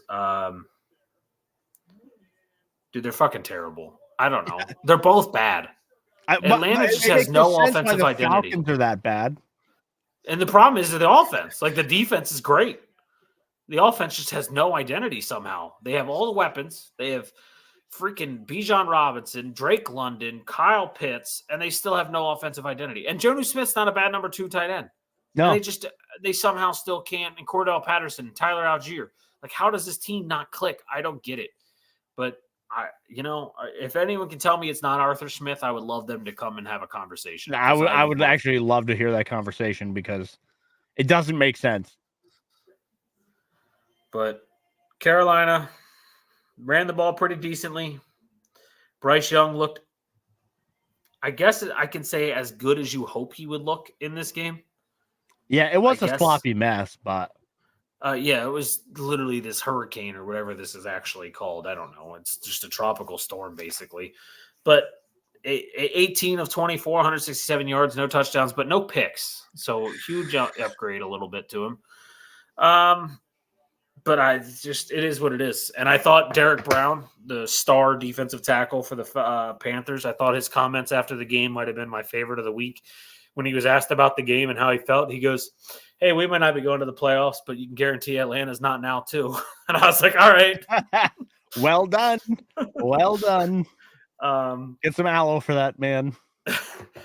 But Panthers, as I said, host the Packers on Christmas Eve, and the Falcons host the Colts on Christmas Eve. They both suck. I don't know. Both games are going to suck too. I don't know. All right, 45-29. This was not shocking, but it was shocking that Arizona put up 29 points. San Francisco wins this game. The 49ers move to 11-3, 11-4, 11-3, 11-3. 11-3. Cardinals are 3-11, on the complete opposite side of the league. Brock Purdy was once again nearly immaculate. He had a couple throws where I was like, "Bleh." Yeah. But that happens. He was undrafted. You're going to have those moments. McCaffrey is still being McCaffrey. I saw the updated odds of MVP today. Purdy sits 1, and McCaffrey sits 4. So that's tough because McCaffrey's been about as good as they come. Purdy after the game said he actually thinks McCaffrey should be MVP. I mean, you just put the ball in his hands and watch what happens, right? Like, Colin Cowherd said he might honestly truly be the best running back to ever play the game of football. He said that today about McCaffrey. He's kind of like what we were hoping Bijan will be like, right? Where you can That's be who a I'm running hoping back. he can blossom into. You can be a running back, but you're also like the best wide receiver on your team. Yeah, actually, hold on. There was a funny list today that came out. I think one of the standouts in this game was from the other side. I thought it was Trey McBride. Did he get hurt? Did he come back? I don't know. I'm gonna I'll pull it up real fast. Yeah, I'm looking at something, so that'll work out because I'm trying to find a funny stat that I saw today. Let's see, any news on him?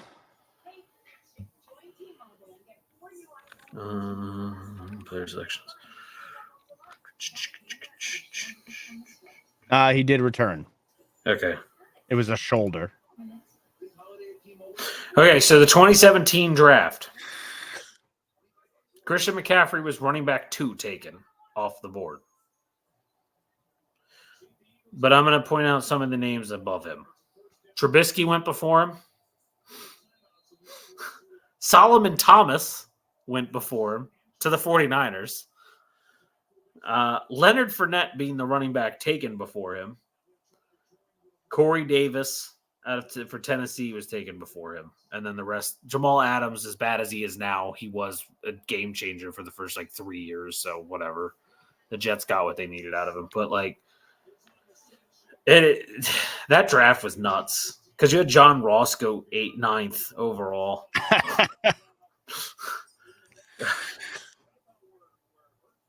This draft was insane. But when I look at it, I saw today that Sony Michel, Leonard Fournette, Christian McCaffrey, and Nick Chubb were all in the same draft class. And I was like, that's fucking nuts.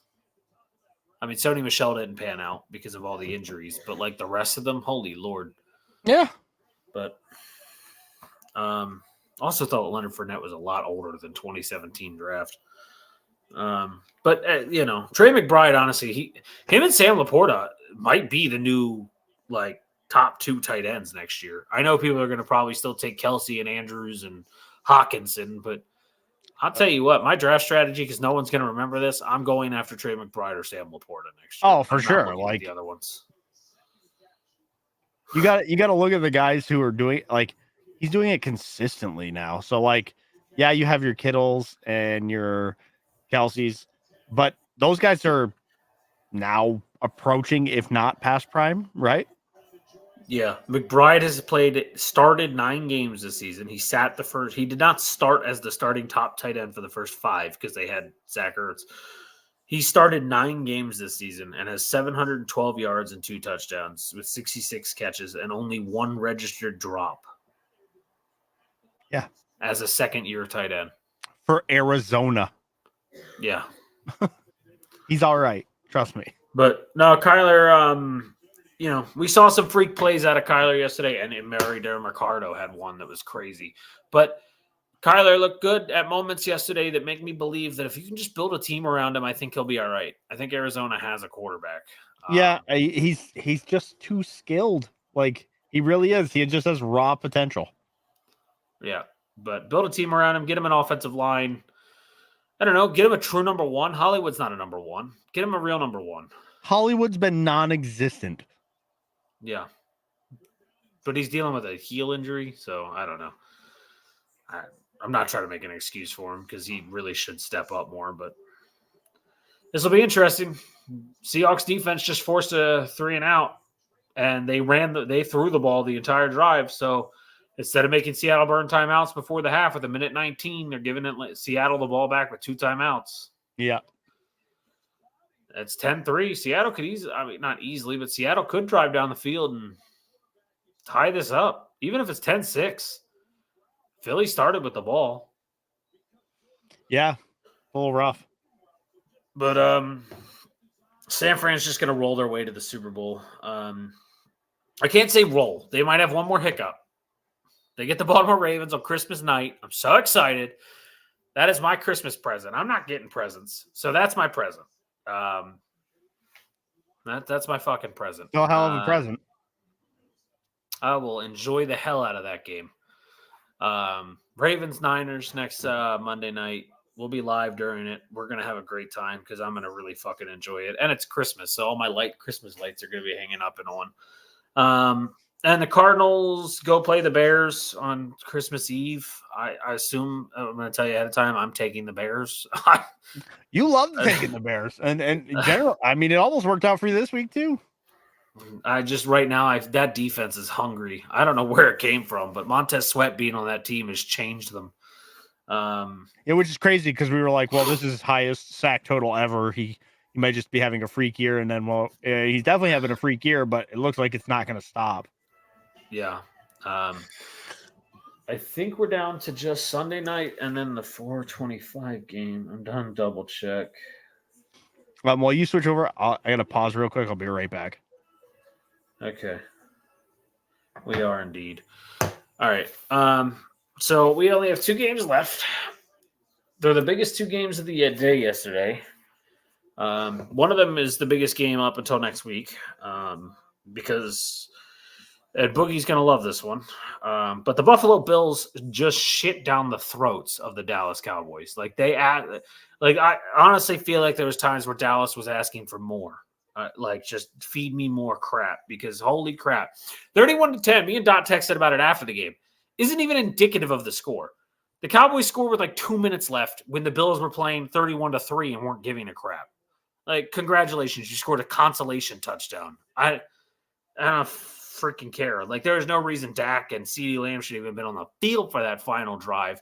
Because if you get any of those two hurt, you're done automatically. Who didn't love that? Micah Parsons didn't love that, Boogie, because he went online on his stupid, terrible podcast. By the way, one of the worst podcasts I've ever watched. But he went on it today and was whining and complaining that all the media and everybody in sports loves to watch us lose, and they're all so happy we lost. And it's unprofessional, and so many of them shouldn't have jobs, and they shouldn't even be where they're at. Bro, shut the hell up. Stop worrying about what people are saying about you. It's the same thing we said about Baker at the beginning of his career. Baker was so worried about all the criticism he got and commented on all the things people were saying. Just shut up. Play the game. People get paid to talk about the game that you're playing because it makes your game more popular. Let them talk. Well, people are going to talk when you only have 100 yards of total offense going into the last quarter of the game when you're a contender and you're America's team. And when people are going to tell me that man is people are still arguing on Facebook right now. This morning when I was on Facebook and I argued with some of them that he is still a contender for Defensive Player of the Year. He disappears from too many games to be Defensive Player of the Year. And I get that he got banged up in this game, but he played through it. And he still did nothing. He didn't record a single stat. Like, didn't impact the game at all. No, not a single half, not even an assisted tackle. Like, just no stat. There's no game in the world you're going to see, because he's up against people like Josh Allen, TJ Watt, Myles Garrett. Montez Sweat deserves to be in the conversation. None of them record zero stats in a game. Listen, which is crazy because you literally just didn't list a guy who should be in the conversation as well. Danielle Hunter. Yeah, I just forget Vikings exist. I don't. Yeah, that's what I mean. But this guy gets all the hype and he disappears for half the games. Like, how much I try and block out the Vikings, and this is sad considering football is like my life. But like the other day I saw an article that, Minnesota gets one of their star players back after 7 weeks. This was like 2 weeks ago. And I was like, who the fuck are they missing? And I was like, Justin Jefferson. Yeah. Like, my brain just doesn't register Vikings. I don't know. But yeah, Danielle Hunter's another one. Like, they make plays in every game. Hell, and Cowboys fans, if they hear me say this, I'm going to make sure I post this on TikTok for sure. Justin Matabuke deserves better of an opportunity at Defensive Player of the Year than Michael Parsons. 11 straight games with at least half of a sack. That's pretty good. That's cracked. But Micah Parsons goes vanishing when they need him the most. The Buffalo Bills game. Look, you lost to a quarterback who didn't throw for 100 yards. He was 7 completions. 7 of 15, not even a 50% completion percentage. Not 100 yards throwing the ball. And you lose by 21. Should have been just 28, but they just stopped playing in the last 2 minutes of the game. I did see something hilarious today. It was a tombstone, and it had Dak Prescott's MVP chances, and it had like the beginning of the season till now. Oh, you sent me that on Instagram. Yeah. I did. They let James Cook have 200 yards of offense. Yeah. Let Cook cook, And then Ty Johnson had another 54 yards on the ground just because that wasn't enough. They were like, you know what? I guarantee you Dallas prepared all week for Josh Allen to play hero ball and throw it all over the place. They're like, fuck it. We're just going to run it every time. That's what Bill Belichick did to them in that one game, remember? Yeah. They took the strategy and just turned it on Dallas. Colin Cowherd said it today in his show, and I actually think it's kind of interesting idea. This is how Buffalo could win a Super Bowl. Oh, absolutely. Just don't let Josh Allen be the hero. Let him do what he has to do, but let your running backs and your defense take care of you. Mm-hmm. And they could make a Super Bowl run with this team. That was ridiculous. And the thing that bothered me the most, Nick Wright didn't even talk about how good the Bills looked. Nick Wright this morning was bitching and moaning that Josh Allen's the best actor of all time, and he got a roughing the passer call against him because he acted it out and he was bitching and moaning to the refs. Oh so my they God! score a Like flag. Patrick Mahomes didn't get those calls, or Tom Brady. Exactly what I said out loud, literally, when I heard him say it. I was like, "Oh yeah, your boy Mahomes doesn't ever do it." Like, bro. But anyway, the Bills, I got to give them credit. Right now, they're, besides the 49ers and Baltimore, they're the team I would want to play the least. Yeah, I kind of put them with the Rams right now. Like, I don't want to play those guys. Because if the ground game gets stopped, then you have Josh Allen. Yeah. And the defense is still incredible. Like, they didn't even have Micah Hyde yesterday. And CeeDee Lamb couldn't have a game. Epinesa didn't play. Yeah. They just couldn't have a game. There was no game plan. And I think that they're all boom or bust. I really starting to see it. Like, it feels like Dallas is to the point where, like, if CeeDee Lamb can't get me big plays, we just can't have an offense. Tony Pollard is struggling. He needs a number 2. He needs a good number 2. Yeah, Rico Dowdle ain't it. So listen. If Philly wins this game, there's really no shot for them to be. Now, Philly would have to choke up against a pretty shitty competition. They just showed it, and I already forgot who it was. If Philly wins this game, this is the last of their quote-unquote tough schedule. They get the Giants, the Cardinals, the Giants the next 3 weeks. Yeah, they should win all 3. Yeah. So, I think it'd be more concerning if they lost one of those. The only trip up potential game is Arizona, because Gannon, their former defensive coordinator, is now the head coach. Like, right. That's the only reason I could see that even being a potential trip up, is just because he knows the Eagles so well. But they should easily roll out the rest of the season if they win this game. If they get to that position, the Cowboys could lose to the Dolphins this week. And if that happens, the Eagles can rest Jalen week 17 or 18, against the Giants the second time. Right. Because the Cowboys don't even have an easy, they have the final game against the Commanders, but they just finished with a game in Buffalo and got hammered. They've got to go to Miami now and deal with that high-octane offense. And then after that, they get to go home, but they play the Lions at home. And that is not an easy game because, as you've said before, Jared Goff in a dome. Yeah. Jared Goff is much better in a dome than he is outdoors, so it's kind of... I agree with this, Boogie, to a degree. And I'm not trying to say anything before the game's over, but Matt Patricia's defense looks a lot better than what it did with whoever their defensive coordinator was before this week. Yeah. Matt Patricia making the defensive play calls today has really made this defense a lot. They're flying all over the place. So sometimes a change like that just gives a defense energy too. Well, people shit on Matt Patricia because of how bad he was with the Patriots last year as an offensive coordinator for some weird ass reason. But if you guys remember how good he was with the Patriots as their defensive coordinator, holy crap. He could change this defense at the right time. So I don't know. I'm excited to see how the Eagles play out. I don't root for the Eagles, but you know what? My team's probably not going to make a playoff run. So I've got to have someone in the NFC to root for. My team's already eliminated from the playoffs. Now we're tanking. And the other team I root for is the Texans. And right now they need a little bit of help to make the playoffs, regardless if they're 8-6. So I don't know. I'll root for the Eagles if it's not the Ravens. At least as of now. You can't just be trying to appease the fans here. Come on now. No, I like Jalen Hurts. He's such a good dude. It's just so hard not to root for a guy that's that humble. I just love his humility. But anyway, Sunday Night Football is all that's left. Did I say who the other team plays? I don't remember. Bills. Dallas, Miami, and then the Bills play. They play the Chargers on Saturday Night Football. Yeah. All right, all that's left is Sunday Night Football. Ravens dominate the freaking Jaguars. Yeah, it was domination for sure. Lamar, I don't know. Again, I thought it was actually a really good point by Colin Cowherd. Or not Colin Cowherd, the other idiot. The annoying voice dude in the booth that I'm struggling with right now.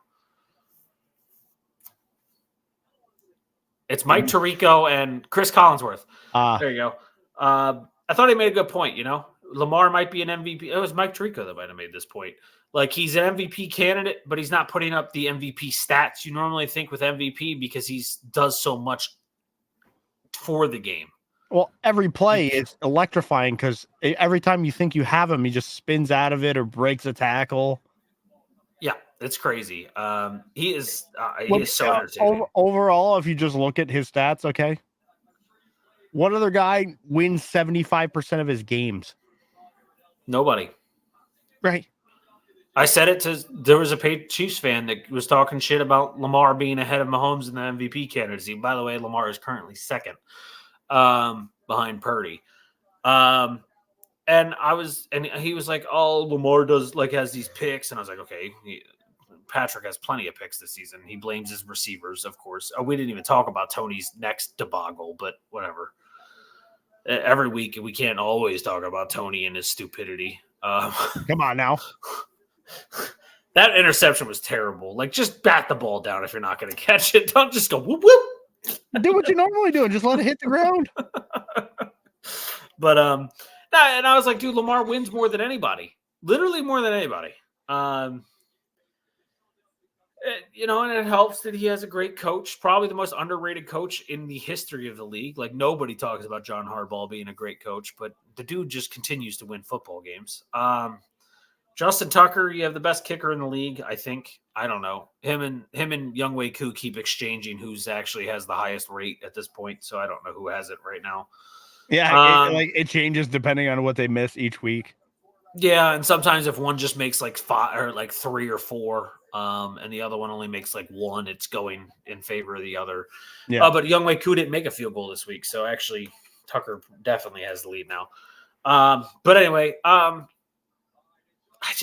feel so bad because this team is so good, but man, when I watched that play yesterday, so Keaton Mitchell tears his ACL, which by the way, I called the second it happened. Yeah, I told Dot about that was a bad one. They didn't show a replay, and I was thankful for it. But when I saw him jump or whatever it was, when he came down, I saw his leg just stiffen and his top half go over, and I was like, "That's torn ACL."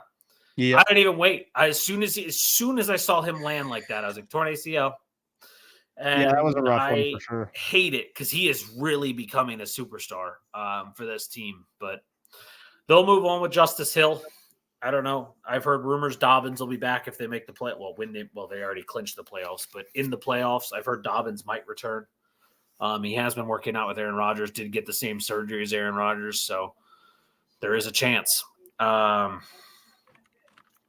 the other side of the game, though, dude, ETN has vanished. Yeah, I mean, I don't get it. It's concerning for sure. 10 carries for 31 yards. Like he has vanished. And Trevor Lawrence needs if Christian Kirk's going to be out for the year, Trevor Lawrence needs Calvin Ridley to show up, play the game of football. Yeah, I feel like Ridley there's plays where he's relevant, and then 70% of the plays he's just not. I just don't understand. He's got the talent. He's got the talent. It just seems like he doesn't. Watching with the eye, you just don't see the effort of what could be potentially a top 5 guy if he really wanted to be. Yeah. And I don't. You look at the Jags roster and you're like, that should be an elite team. 100%. And wins wise, yeah, they're winning games, but when I look at the Bills and the Jags, I see, for lack of a better term, a sea of difference. Like, all right, Boogie. I've seen people actually suggesting we just don't kick field goals in the NFL. People get hurt because it's fantasy. But I don't know. I don't like the idea of losing kickers in fantasy. I just think you need to make sure you attend your draft because otherwise you're going to get auto-drafted a kicker in like the 8th round. You know how many times in a season I change my kicker out? All the time. Because it's in Dylan and Durf's league, I dropped my defense and my kicker every week and just took whoever was the best matchup. Yeah, that's kind of what that position's for. Like if it's not Younghoe Koo or Justin Mm. Tucker or this season the guy for the Browns, Dustin Hopkins, realistically, there isn't a undroppable kicker besides those three. Everyone else has been droppable this season. Here's one. Like I have Moody in a league. You would think he scores a ton of points because he's San Francisco's kicker. No, they don't kick field goals because they score touchdowns. So he doesn't Just all score as many extra points as other kickers. Yeah.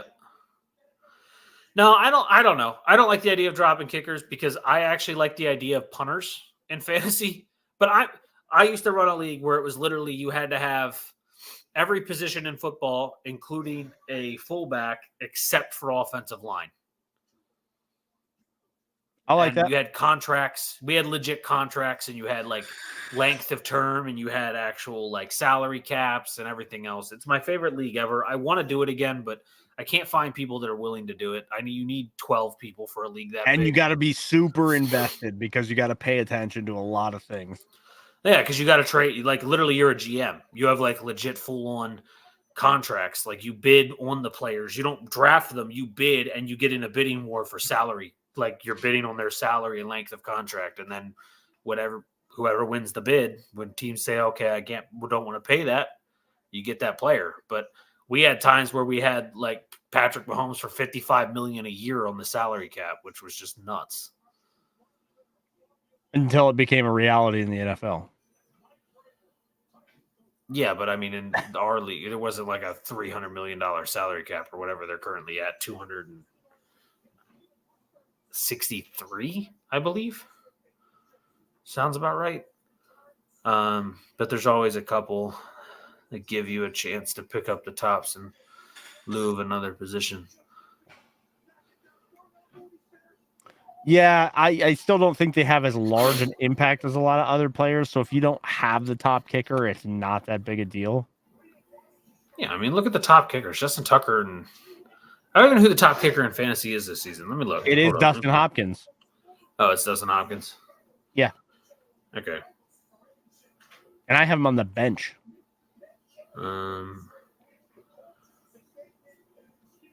Just remember, fantasy is also a game of if I can't use him, nobody else can. So I put players on my bench sometimes just to keep them there. I'm just going to pull up season total. Nope, he's second now. He was first going into this week. Yep, Brandon Aubrey's now first. Oh, well, the guy who never misses. Yeah. You also don't have to miss if your team doesn't kick. Yeah, but no, it's Aubrey, Hopkins, Elliott, McManus. None of these guys. 159 points is what Aubrey has in our scoring format, which is pretty standard. 159 points. Deontay Johnson has almost 159 points, and he missed fucking 6 weeks. Right. Like kickers don't. They impact certain matchups in close weeks, but they don't. Other than that, if you can take it, it's crazy to me when you see kickers go early. Like somebody wants Justin Tucker, so they take him. It's like, well, you just gave up a position player that you could have had. I want Justin Tucker if I'm playing Madden. I don't want Justin Tucker in fantasy unless he's going to be there at the end. Well, yeah, just look at his numbers this year compared to the top guys. Where is he? What's the difference? 10 points? No, he's way down there. Yeah, I didn't even mention him. Hold on. Tucker is 9th. He is 26 points behind Brandon Aubrey, which is not that much if you think about 14 weeks of football. Yeah, but if you want like a comparison, look at my receivers in the league versus second place. Exactly. I don't know. I like kickers just because it adds the other element, but a lot of people want to remove everything but offense in fantasy, and that's one of the reasons I missed that. It's one of the reasons I missed that old league, man. I miss the I just miss having defensive tackles, defensive ends, outside linebackers. I miss all that. Having a freaking fullback. No, you have to know football, right? Like, granted, every year I had to make sure 12 teams had a fullback, so all 12 teams in the league could have one. Yeah. But we also do IDP, yeah, and I'm always going to do IDP. When I join other people's leagues, because I do get invited because people like having me around for football. I had to clarify just for football. I was going to say, wait. No, just for football. if it's my league and I'm going to run it, I only do IDP. I hate defense/special teams. It aggravates the crap out of me because, like, you look at the Chargers game, right? And I'm not saying 63 points should have been negative points. I get it, but like, what is the defense? You lose points for how many points a team scores? 3 fumbles in the first quarter of the game. And the Raiders get free 21 points off of it because they're all in great field position, isn't because the defense didn't do a good job. The offense fucked this defense/special teams in fantasy. It just sucks. I don't like the fact that the offense can heavily, like, say the 9-7 game, say the 7 points for Atlanta was actually a Bryce Young pick, like a pick 6. Yeah. It's not fair that if in that case, if that was the situation, that Carolina's defense would have been penalized for giving up 7 points because their defense didn't do shit. I hate it. IDP is so much better because you get to give points to the people making the tackles, making the plays, and interceptions. I like it. Just remember, basically the Chargers got beat 63-21, and they still scored a point higher than Arizona's defense. See? That's crazy. Right.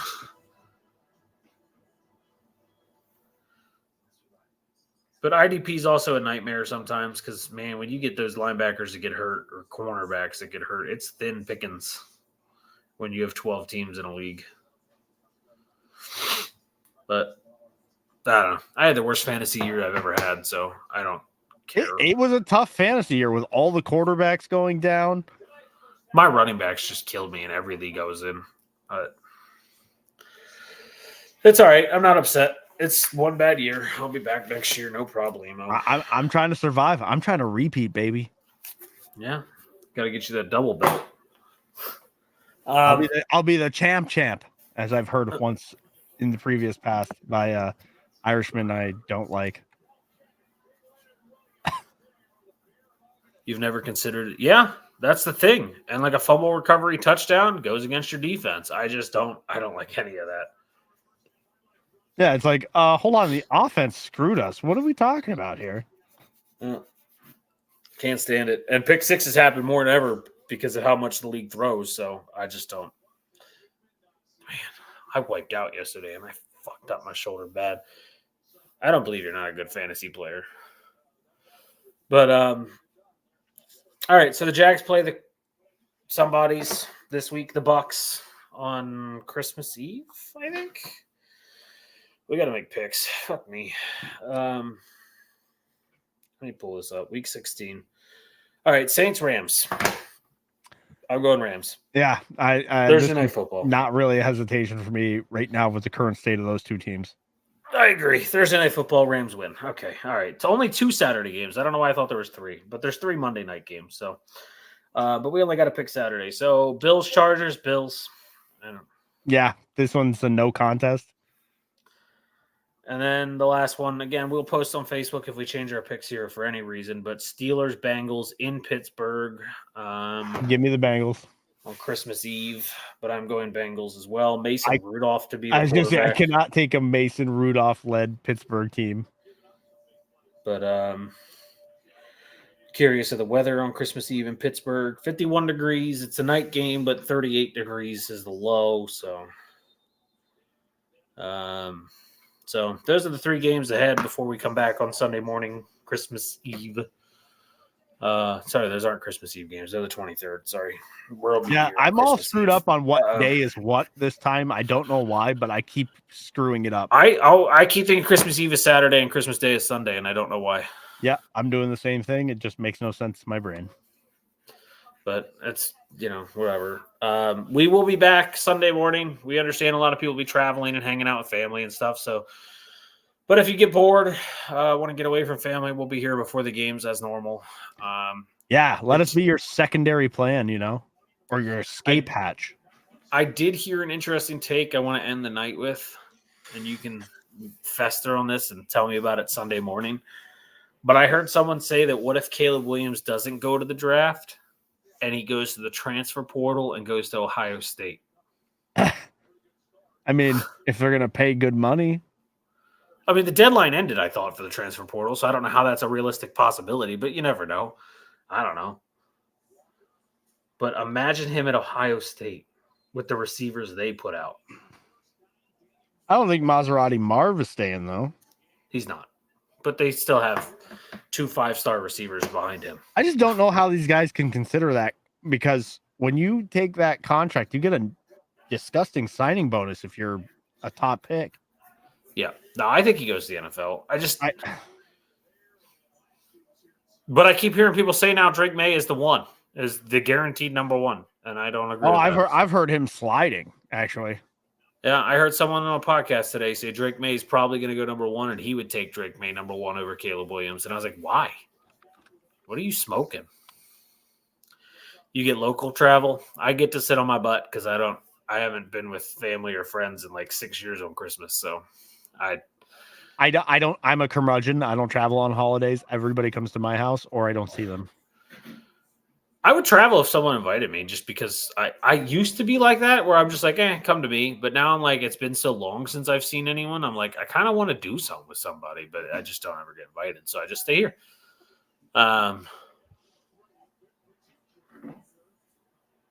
Sorry, this play was interesting. Anyway, I don't have anyone to raid, so unless you do, I don't think. I didn't check. I'm a liar. Hold on. I'm a bad person. I checked on my actual other account, but I didn't check on this one.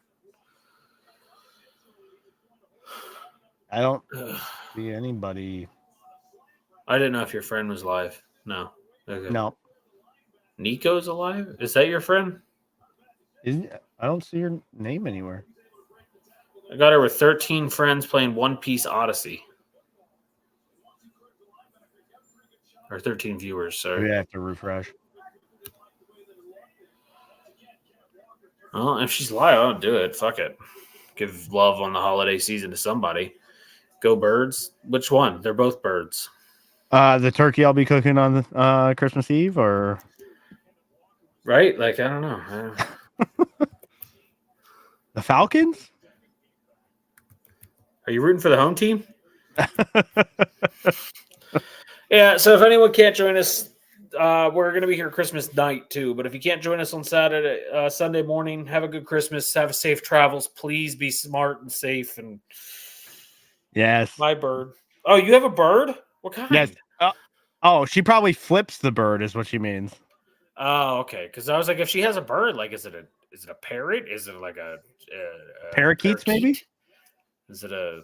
Yeah. All right. Anyway, we're gonna raid Nico, give some holiday love, and drop this little 4-piece raid on him. So have a good night, everybody, and have a good holiday season, and be safe. We'll see you guys Sunday morning. See you Sunday.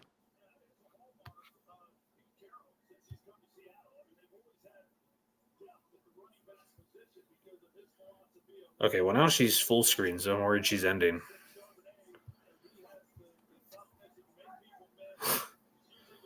She's in